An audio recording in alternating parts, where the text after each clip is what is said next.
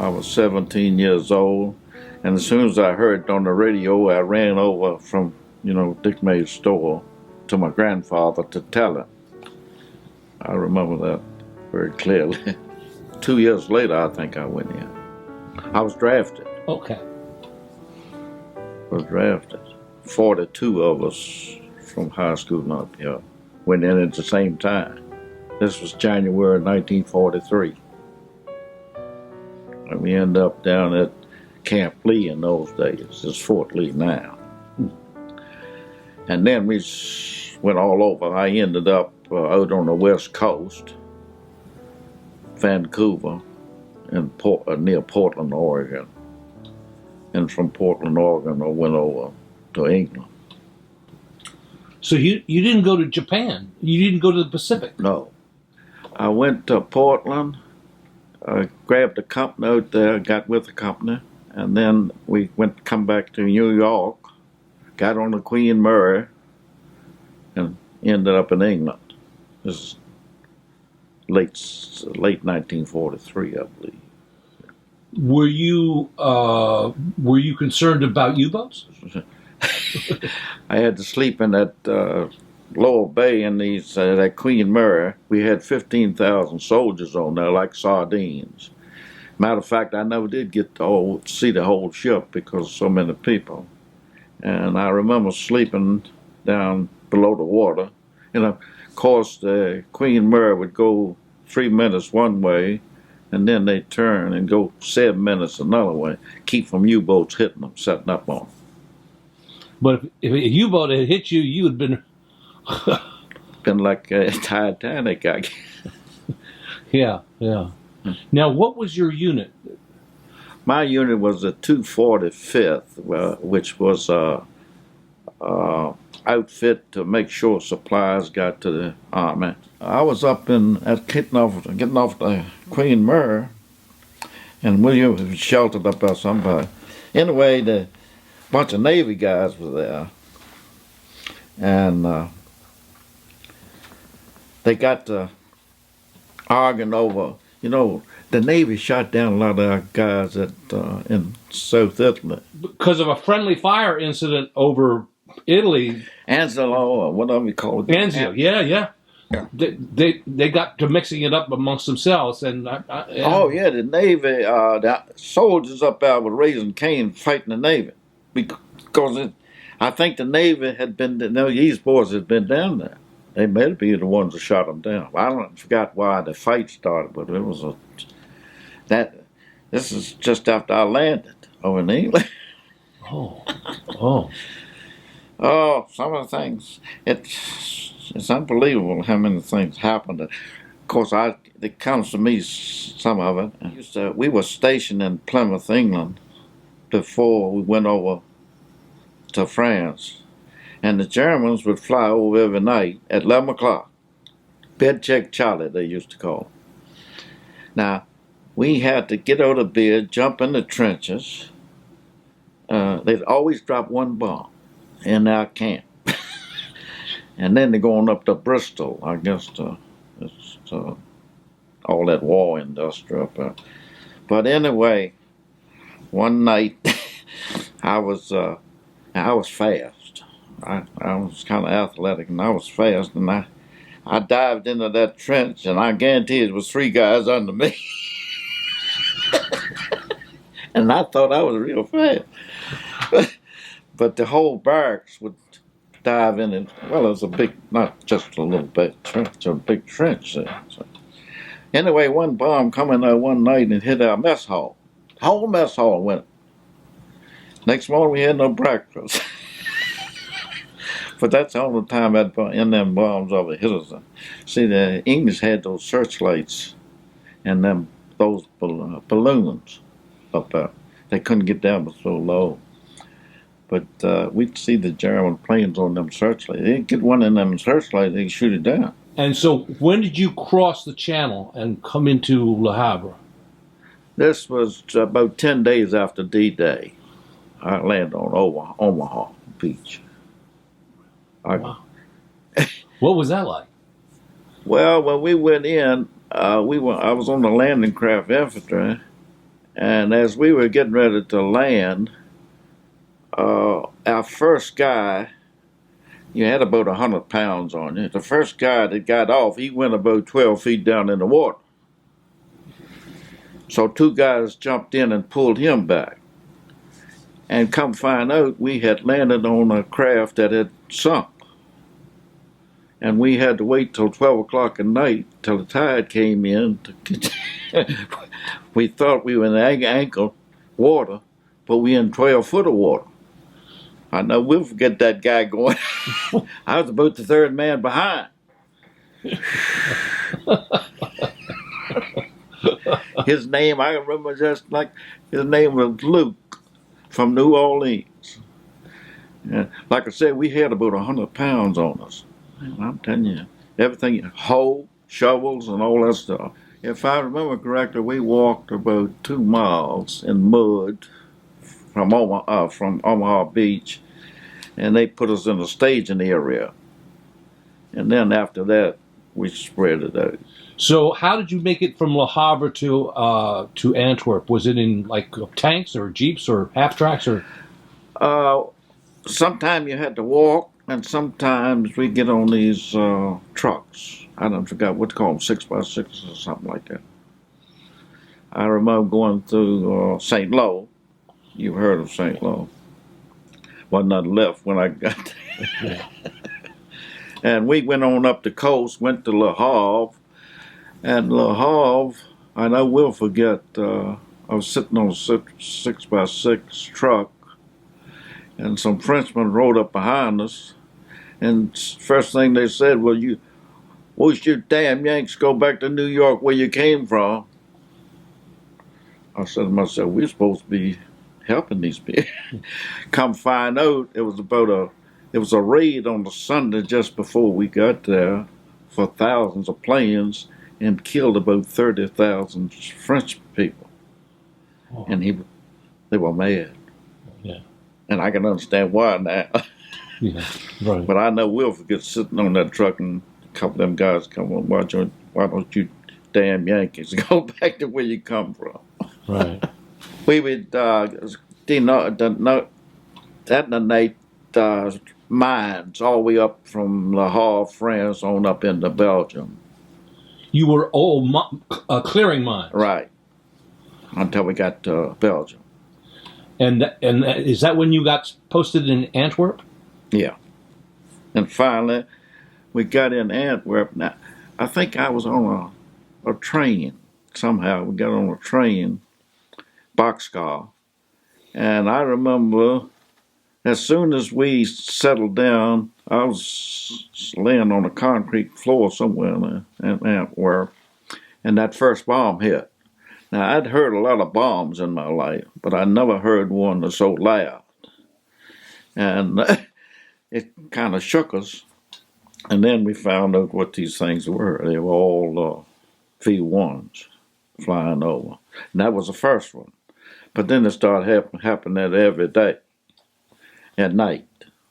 I mean, and actually you get used to it. But you do see a lot of destruction. Whole block would come down especially when one of them V2s hit. And I walked out under them one time. I couldn't have been over 2 blocks down. If I had been slower, it had to get me too. So, like I said, burning my legs, the pants legs. I don't know why we didn't pay too much attention. Didn't think about it. The only time I thought about it, I got a furlough to Paris. And coming back, I was with a couple officers. And I said, what the devil am I doing going into that place? I started thinking about it, how scary. That's the only thing. And this was almost at the end of the war. But I remember just like it was yesterday. I said to myself, I was sitting in the back of this Jeep. Man, I'm kind of scared to go back in there. But I wasn't scared while I was in there. See, you always think a bomb going to hit somebody else. And that's the way you lived, I guess. Right. Now, we used to have boys would go down in basements and stay during the time that they had free. And of course, that a lot of people was saved that way. But I think we lost about 27 guys in my company up there. I don't forgot how many were injured. Man, it was a ton of dynamite. I think it was a ton that said that. And it wasn't no powerful motor. It wasn't a shoulder in there. And it put along. It wasn't a fast thing. It's just like these Piper Cubs down here, about the same size, with a ton of dynamite on. Wow. See, and then when they crash, that's when it would go off. And I mean, tell you things, like I said, when one hit, if you hit it in the city, the whole block would practically be destroyed. Now, later, they got to shoot them down, and the airplanes would fly out and get underneath them and make them go off into a farm field or something like that. You see, one day, it was a Sunday, I believe, a couple of sergeants came to me and wanted me to go to that movie. I'd seen the movie in the United States, I think. And I was kind of always wanting to take a little nap when I got a chance, so I told them, no, I don't think so. So 7 of them went, and about 20 minutes later, I was laying on my couch, and the bomb hit the theater. I jumped out of the bunk and ran up there, and the sight I saw, God almighty, that bomb had hit the stadium, it hit that theater, and there was plaster, and all the dead people in there had white, like a ghost story.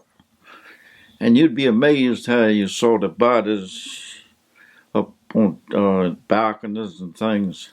And why I didn't go, I ain't never figured out. Could have been there. It wasn't over 10 minutes from it. But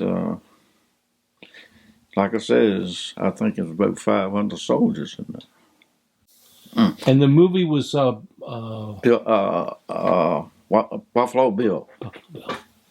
I think if I hadn't seen it somewhere before, I'd probably been glad to go with him, It's unbelievable. Wow. I've thought about that many times. Yeah. I just didn't make the decision. Yeah. So, and then the bomb, of course, hit the building next to me one night at 3:30 in the morning. That's the one I was telling you about the floor dropping down. I was on the top floor. I didn't get up.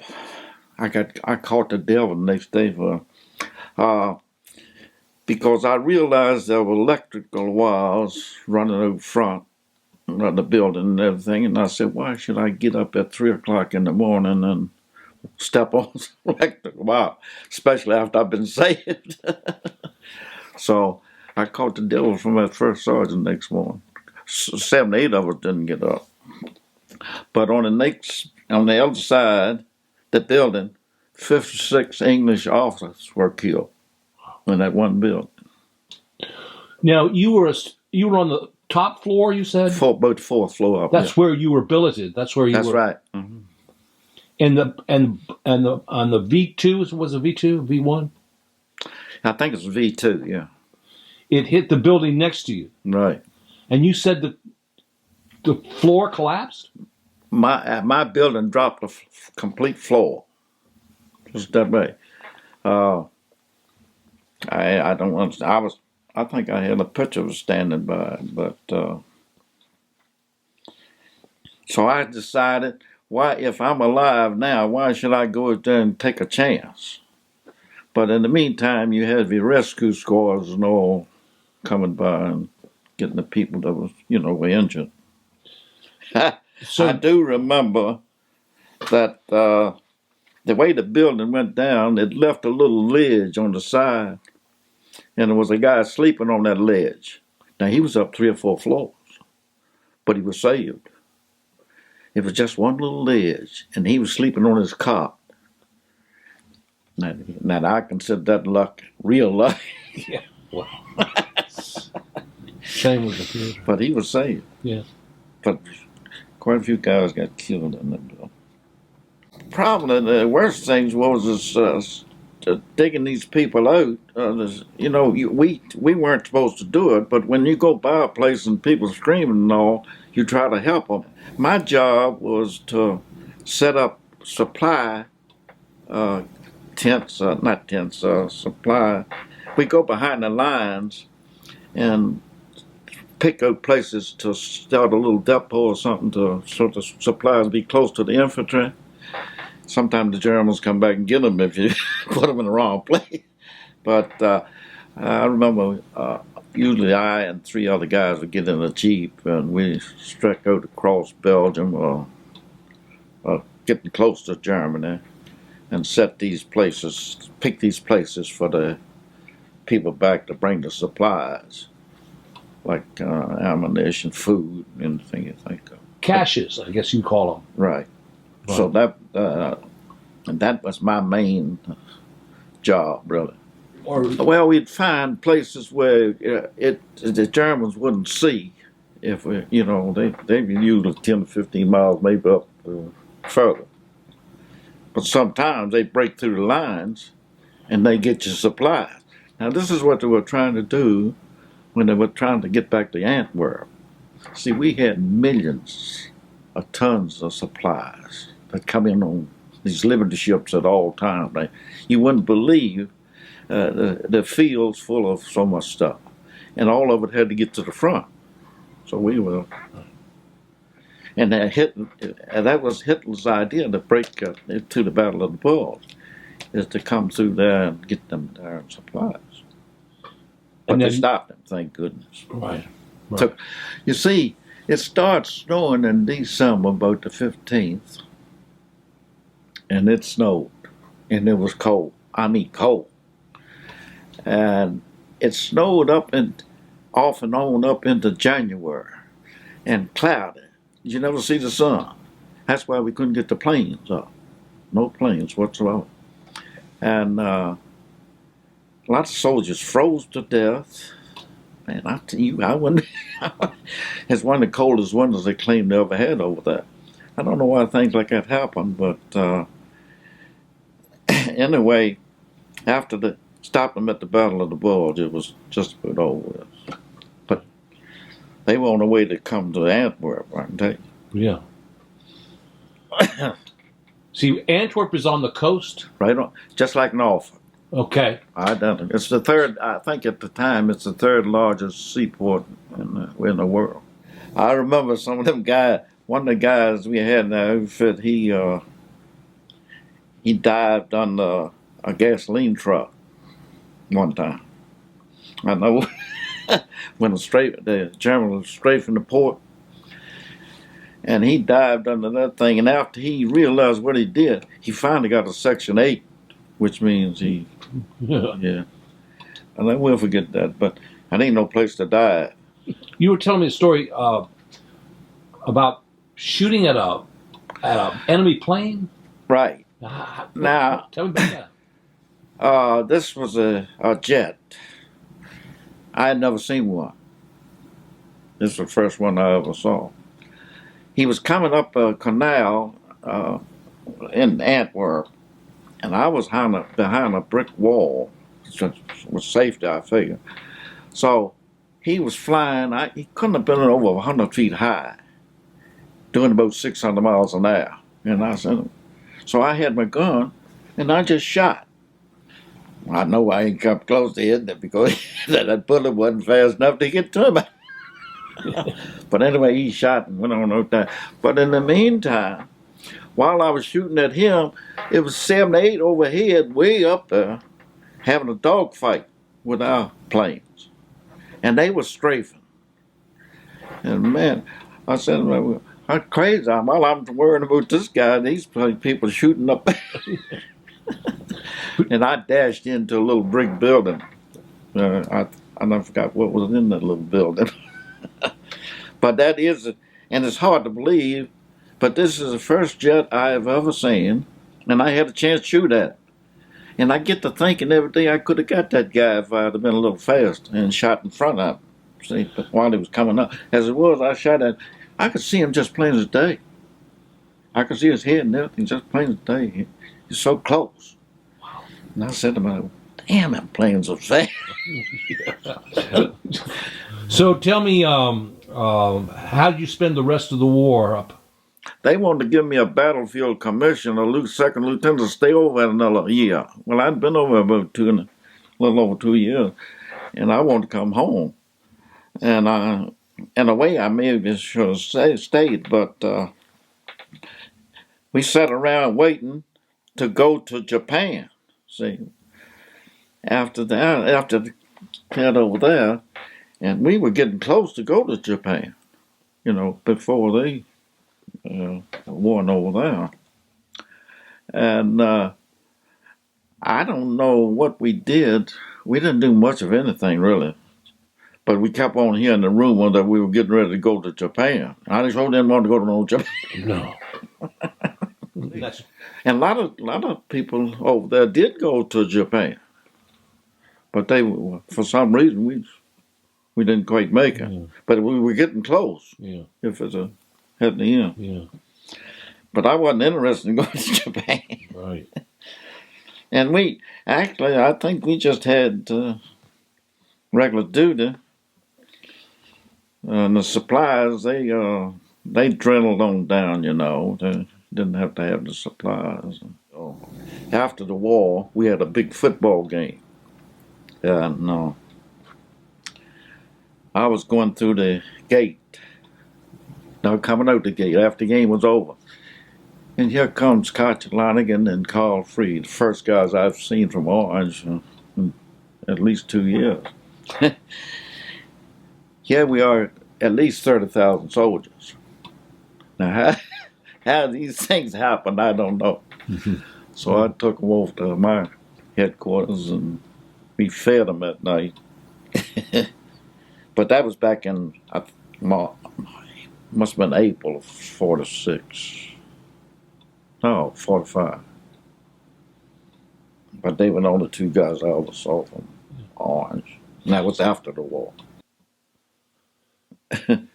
I went to Switzerland on a furlough one time. Some strange things in that place. Oh. I stayed in the place one night, transit camp, I guess they call it. And they had these legionnaires from Africa. Tall, black, color, real black. Wore knives and things. They were in the same transit, like scared me to death. And I don't know if I slept at all. And I mean, and they were on your side. Yeah, and everybody was scared of them because, like I said, I don't know if they would kill you or not. Now I came back on a Liberty ship with the part of the 82nd Airborne. Now those boys would kill you, whether you're American. Man, we were kind of scared of them too. I mean, they were dangerous. Nope. They didn't train those boys, and we kind of stayed away from them. But I came back. I guess there's about 300 of them on my ship coming back. But we didn't sleep good either, because they were just mean people. Do you have nightmares? Not really. I may have years ago, but thought about it all the time. But I don't have much, to think about it now. Once in a while, I get to think about all of it, and I said to myself, "We were crazy people." And you wonder why each other shoot at each other. Crazy people. Of course, like I said, when I went back in the second time to Korea, I didn't want to go to no Korea. I didn't have enough over there. So I was lucky to make a baseball team. But as you grow older, See, we had some guys now who around 30 years old, 35. You could tell they were different than us crazy ones. We were 19 and 20. Nothing was going to hurt us. But after you get about 25, 27, 28, you get to thinking real strong. Yeah. Yeah, I'll bet. It's funny that way. I think now, right, the reason they draft people 18, 19, 20, they don't know no better. I mean, you were part of an effort that was probably saved the world Yeah, that's what they say. from one of the most evil forces in mankind. Absolutely. Crazy. Do you feel proud for that? Well, in a way, but as I get older and think about it, I say to myself, why in the world people can't get along? You know what I'm getting at? I mean, when you're shooting it, it's a funny feeling when you're shooting at somebody and somebody's shooting at you. It's like rabbit hunting. You kill the rabbit. In other words, right now, I don't believe in no war. I don't believe in it no more. Of course, I know we have to have them, but when I think back over all those kids that got killed, I said to myself, for what? What? You have them every day? Keep on having more. You wonder why, but I know one thing, I wouldn't want to go back and then have Right. Right. Mm-mm. But that was a necessary war. Oh, yeah, had to do it. Had to do it. And I guess these wars today, I don't know. But we're getting to the point now where you're going to do a war with a push button. Now, they going to get you killed. Anybody. And atomic stuff and all. Dangerous. Dangerous world. Right. I don't know.